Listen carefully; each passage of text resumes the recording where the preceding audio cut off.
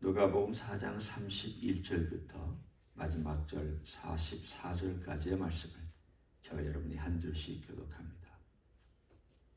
갈릴리의 가버나움 동네에 내려오사 안식일에 가르치시매 그들이 그 가르치심에 논란이 이는 그 말씀이 권위가 있음이러라. 회당에 더러운 귀신 들린 사람이 있어 크게 소리질러 이르되 아 나사렛 예수여 우리가 당신과 무슨 상관이 있나이까? 우리를 멸하러 왔나이까? 나는 당신이 누구인 줄 아노니 하나님의 거룩한 자니이다. 예수께서 꾸짖어 이르시되 잠잠하고 그 사람에게서 나오라 하시니 귀신이 그 사람을 무리 중에 넘어뜨리고 나오되 그 사람은 상하지 아니한지라. 다 놀라 서로 말하여 이르되 이 어떠한 말씀인고 권위와 능력으로 더러운 귀신을 명함에 나가는도다 하더라. 이에 예수의 소문이 그 근처 사방에 퍼지니라.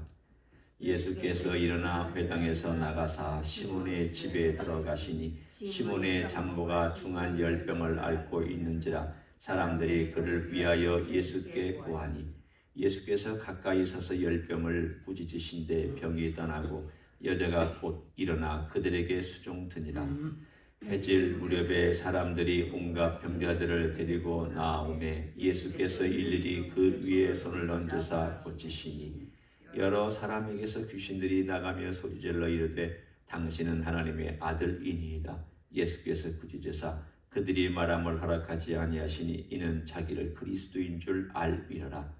날이 밝음에 예수께서 나오사 한적한 곳에 가시니 무리가 찾다가 만나서 자기들에게서 떠나시지 못하게 만류하려 하매 예수께서 이르시되 내가 다른 동네들에서도 하나님의 나라 복음을 전하여야 하리니 이는 나는 이 일을 위하여 보내심을 받아노라 하시고 갈릴리 여러 회당에서 전도하시더라. 아멘.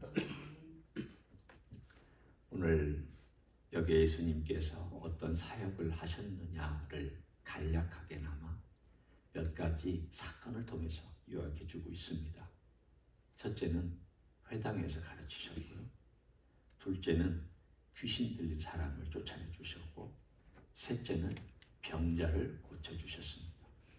그리고 마지막에 뒤에도 보면 정리를 하고 있는데 예수님께서 하나님의 나라의 복음을 여러 동네에 전했다라고 그렇게 요약해주고 있습니다. 그러니까 이 내용을 보면 사실은 누가복음에 나와 있는 다른 모든 사건들, 이런 사건 저런 사건이 나오지만 기본적인 것들은 다 4장에 기록되어 있습니다. 예수님께서 왜 오셨느냐?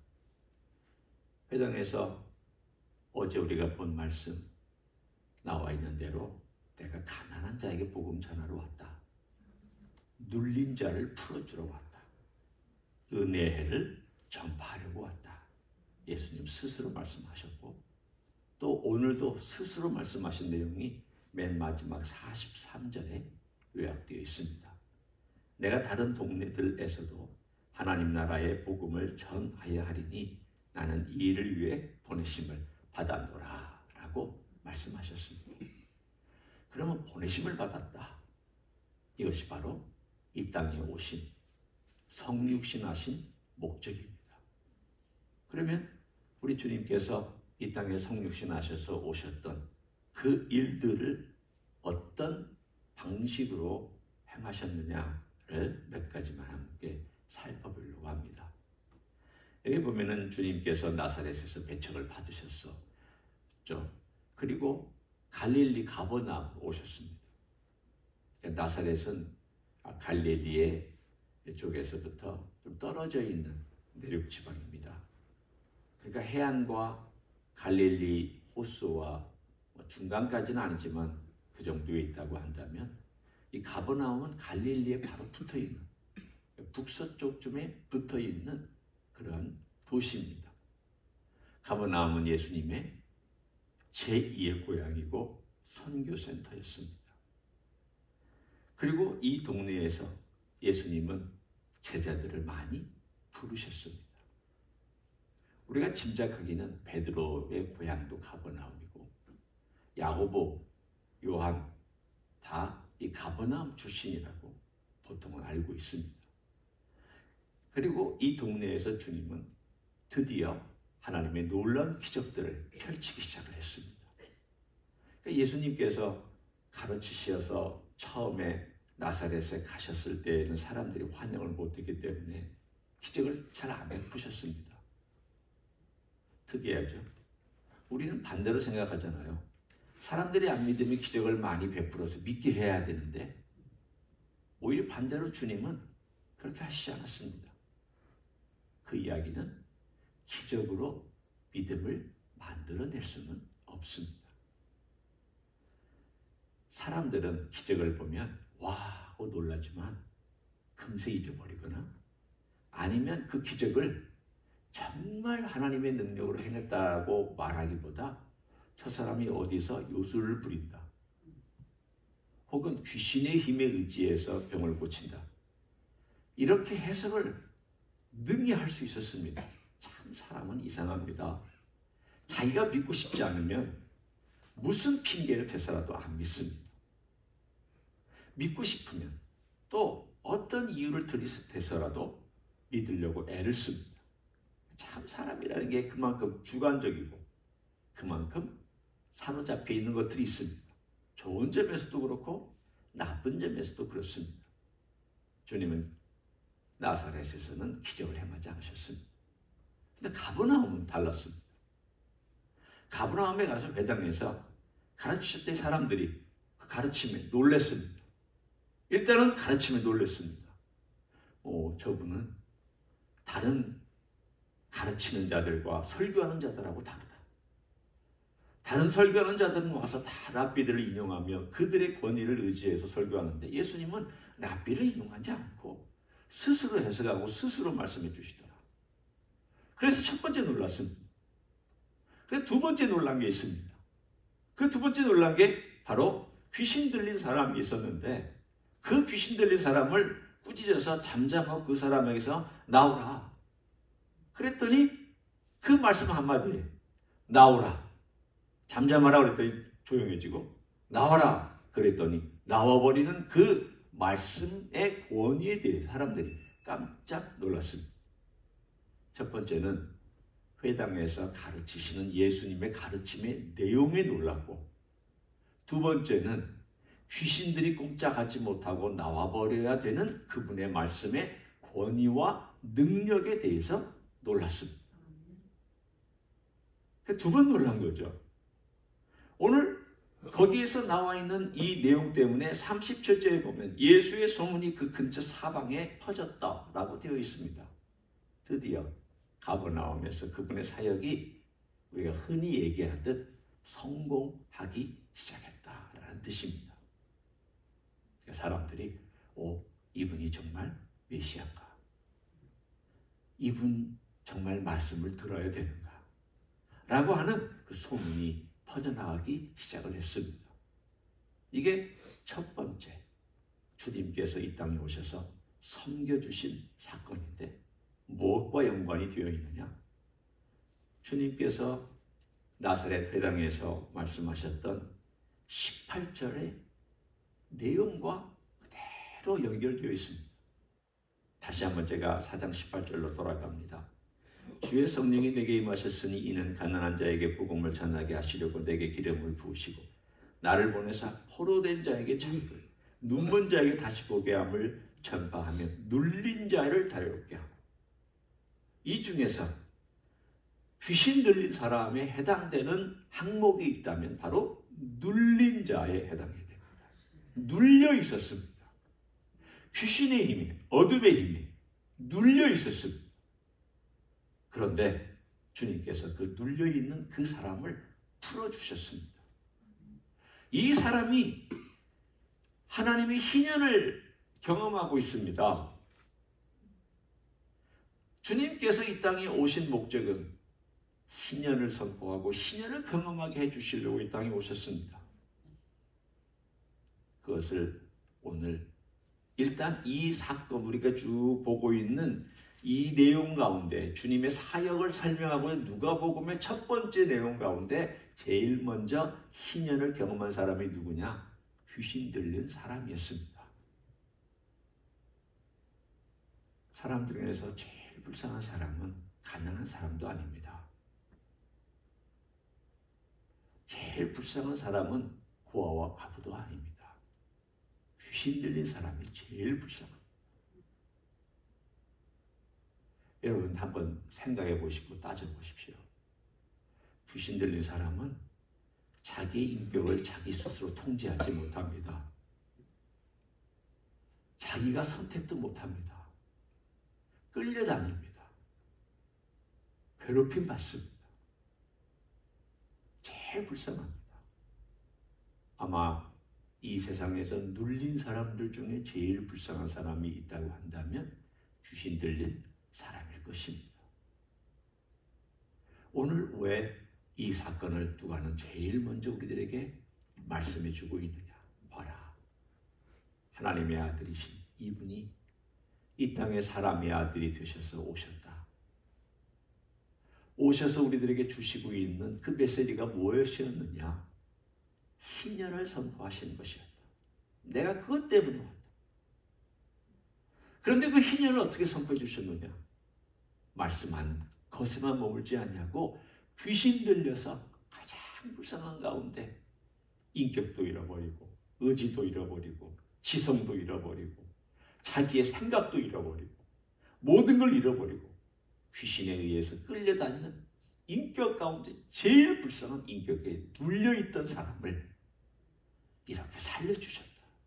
희년을 선포해 주셨다. 이걸 우리들에게 명확하게 보여주고 있습니다. 여러분, 우리는 귀신 들린 사람은 아니지만 우리는 과거에 귀신 들렸던 것과 비슷하게 세상에 눌려있던 사람들입니다. 세상에 눌려 있었잖아요. 세상의 가치, 세상의 방식, 세상의 생각, 세상 사람들이 하고자 하는 어떤 여론, 사람의 눈, 혹은 내가 가지고 있었던 참 구원받지 못했던 이전의 것들, 이런 모든 것들이 눌려 있었습니다. 결국은 나도 참 불쌍한 사람이었구나. 몰라서 그렇지. 지금 알고 나니까 내가 예수님 몰랐더라면 얼마나 불쌍한 인생을 살 뻔했나.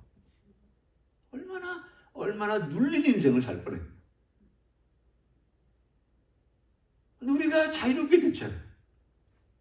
이 자유는 빼앗길 수 없는 자유죠. 왜냐하면 하나님의 아들이 그 말씀으로 선포하셔서 선언해 주시고 가져다 주신 자유이기 때문에 누구도 뺏어갈 수 없는 자유인 줄 믿습니다. 하나님의 아들이십니다. 오늘 그 이야기를 쭉 지금 누가는 얘기합니다. 시몬의 장모에 중환열병이 들었습니다. 중환열병이면 그 당시에 고대 근동지방에 이런 열병들이 생겨나면 대부분 시름시름 앓다가 열이 만 39도, 40도 앓다가 죽었다고 합니다. 중환열병이죠. 그러니까 사람들이 놀래가지고 예수님 보고 오셔서 좀 제발 낫게 해달라고 그랬더니 예수님께서 또 여기서도 이 열병을 꾸짖으셨다라고 되어 있습니다. 꾸짖으셨다. 뿐만 아니라 오늘 3번이나 이 비슷한 표현이 나오는데 41절에 여러 사람에게서 귀신들이 나가며 소리질러 이르되 당신은 하나님의 아들이니이다 라고 말할 때 예수께서 꾸짖으사 3번이나 꾸짖으사라고 나옵니다. 35절 꾸짖어, 39절 꾸짖으신데 41절 꾸짖으사. 이렇게 짧은 대목에서 3번이나 같은 말이 반복되어 나왔을 때에는 이건 강조되어 있다는 뜻입니다. 중요하다는 뜻입니다. 뭐가 그렇게 중요하냐? 예수님 보아라. 그분이 행하는 행적을 봐라. 사람의 아들로 오신 이분이 누군가를 봐라. 이분은 꾸짖으시면 된다. 말씀하시면 된다. 그분은 어떤 분이 하나님의 아들이다. 근데 왜 인간의 아들로 오셨느냐? 그것이 바로 43절의 이야기입니다. 내가 다른 동네들에서도 하나님의 나라 복음을 전하여야 하리니. 어떤 동네들일까요? 일단은 유대 동네들이죠. 갈릴리 지역과 유대 지방에 있는 동네들이지만 물론 가끔 주님께서 이방 땅에 가시기도 했어요.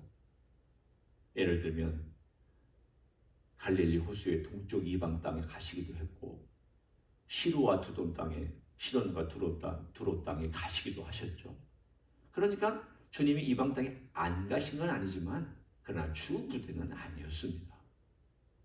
주님께서 이 땅에 오셔서 일단 유대 지방을 중심으로 갈릴리 지방을 중심으로 하나님의 나라를 선포하고 그들에게 희년을 주시기 위해서 한 사람 한 사람 만났고 일반적인 사람과 사람 사이에서 걸어 다니면서 그 일을 하셨습니다. 그러면 주님 이 일을 이게 걸어 다니면서 하시려면 온 인류를 어떻게 구원하시겠습니까?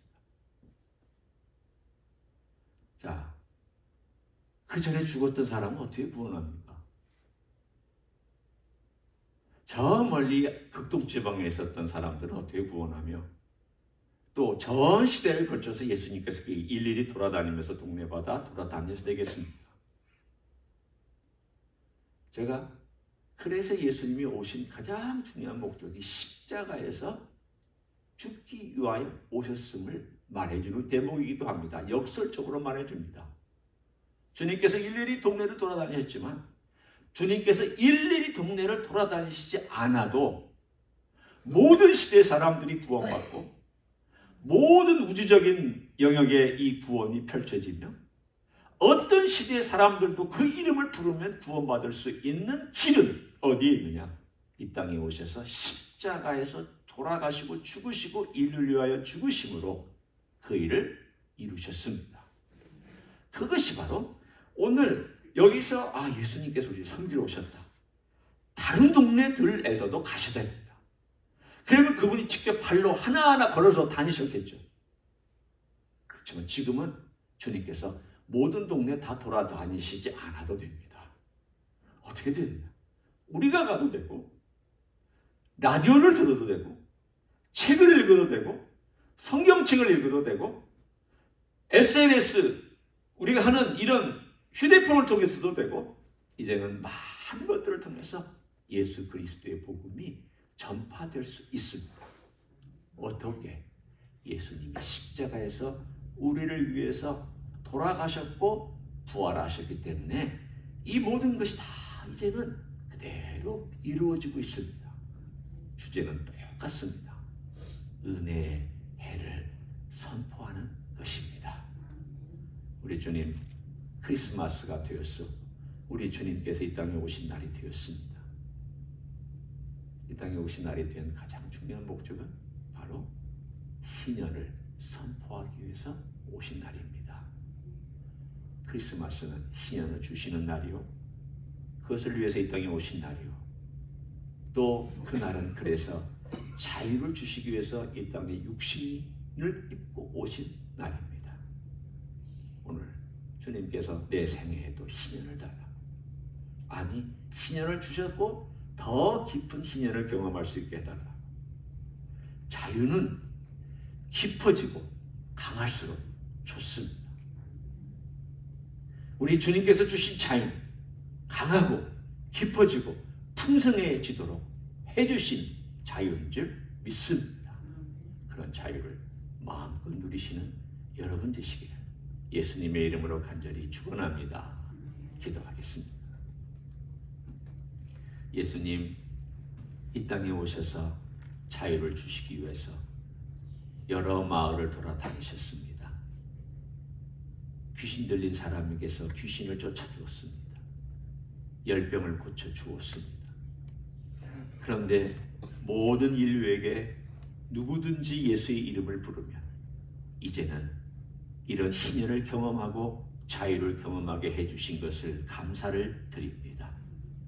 온 우주에 주의 십자가의 사건은 퍼져 있으며 온 열방 가운데 주님의 복음이 들려지는 은혜를 주시니 감사를 드립니다. 이제는 많은 선교사들이 혹은 우리가 혹은 라디오로 혹은 TV로 혹은 다양한 방법으로 예수 그리스도의 복음이 전해질 수 있도록 해주시니 감사합니다. 온 마을들로 온 열방들로 주의 복음이 전해지면 주의 복음이 편만하게 퍼지는 축복을 허락할 줄 믿습니다. 이런 놀라운 일들을 우리가 기념하고 우리 주님께서 이 땅에 오신 크리스마스를 기념하고 기쁨으로 충만하기를 원합니다. 우리 각자에게도 깊은 자유, 풍성한 자유를 주셔서 날마다 그 자유 가운데 주님 섬기며 사랑하며 살게 하여 주시옵소서. 이제는 우리 구주 예수 그리스도의 은혜와 하나님 아버지의 극진하신 사랑과 성령 하나님 교통하심의 역사가 이 땅에 희년을 주시기 위해서 오신 귀한 크리스마스, 우리 주님을 경배하고 찬양하고 또한 우리 인생 가운데 더 깊은 자유와 희년을 누리기를 소원하는 이 자리에 참여한 모든 종들 위해와 주임지 히스교회 위해와 이민교회들, 광교교회들과 선교사님들 위해 이제로부터 영원히 함께 하실지어다.